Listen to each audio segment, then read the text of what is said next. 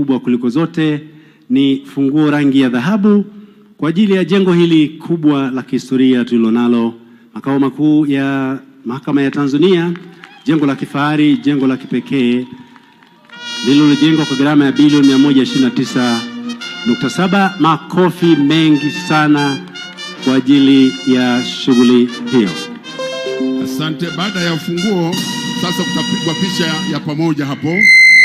Naomba waheshimiwa majaji msogee hapo kwa picha pamoja. Na kukabidhi golden key kwa ajili ya ishara ya ufunguzi wa majengo haya matatu. Hii inawakilisha yote pamoja na kwamba nimekupa mwingine. Golden key maana yake ufunguo mkubwa kabisa. Tumefanya kazi kubwa kabisa ya majengo haya na kuikuza, kuipa heshima yake mhimili wa mahakama, na kuomba sana majengo yatunzwe, yafanyiwe kazi iliyokusudiwa.